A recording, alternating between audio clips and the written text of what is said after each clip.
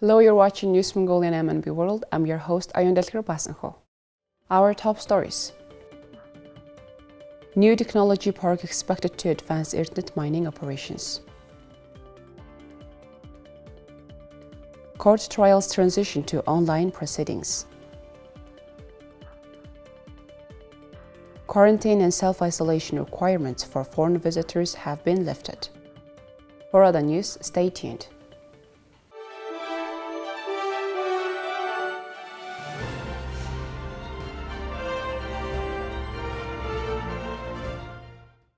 Erdenet Mining Corporation plans to open a new technology park to enhance and optimize its mining operations. Details as follows. Erdenet Mining currently produces 32 million tons of ore each year, but production is expected to rise to 40 million tons with the park's opening. The company is investing $2 billion in technological innovations over the coming years. The park is scheduled to open in 2024. Major projects will be implemented within the framework of the technology park. For instance, several plants will be built, including a copper concentrate smelting and processing plant and Mongolia's first metal processing plant. Officials also highlighted the construction of a copper cathode manufacturing plant. The upcoming opening of an oxidized ore processing plant and sulfuric acid and emulsion explosives plants will also expand the country's mining industry. It is estimated that the technology park will create 1,200 jobs. The project is also designed to attract investors and private sector cooperation. Now it's crucial to make legal reforms to carry out the technology park project. This massive project has the potential to affect other areas and infrastructure as well. Even handicrafts can be developed for the park.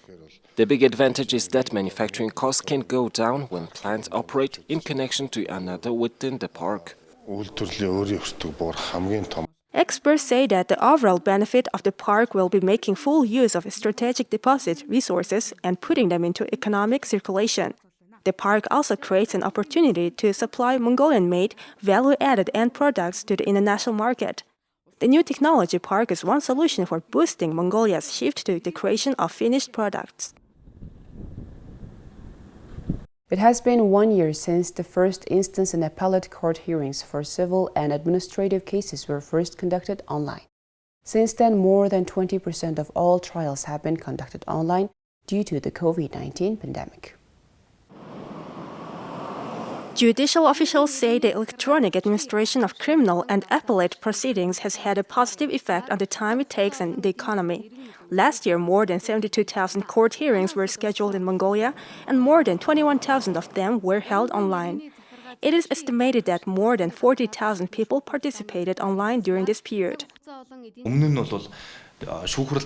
In the past, the trial was held behind closed doors for all but the parties involved in the case. However, with the introduction of online trials, it is now possible to obtain an overview of court proceedings in Mongolia and how they concluded. We're planning to implement a policy and implement digitalization in order to provide transparent and open information to the citizens served by the courts. In this context, we're working on a project to issue a policy document. Citizens can now file claims electronically using digital signatures. However, there is no provision in the law for civil and administrative cases to be submitted to a court remotely using an electronic system. Therefore, they say this type of legal environment needs to be improved during the transition to online court cases. Now let's look at currency exchange rates provided by Mongol Bank.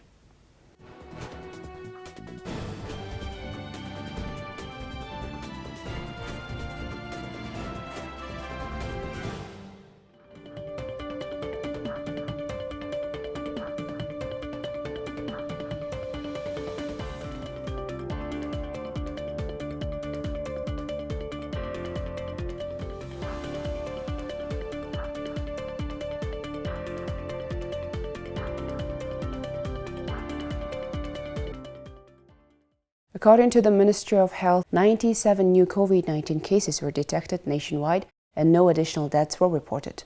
Now let's take a look at other Mongolian current affairs.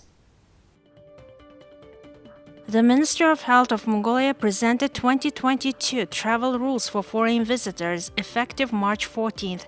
Under the new rules for entry, negative PCR and rapid test results are no longer required.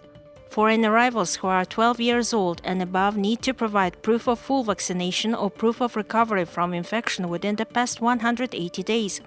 Children under 12 years old and children who haven't been fully vaccinated are also exempt from providing negative test results.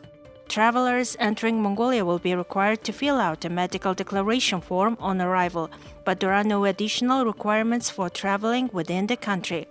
Quarantine and self-isolation requirements have also been lifted, and free vaccination and COVID-19 treatment are available to all visitors. And here's the weather forecast for major cities around the world.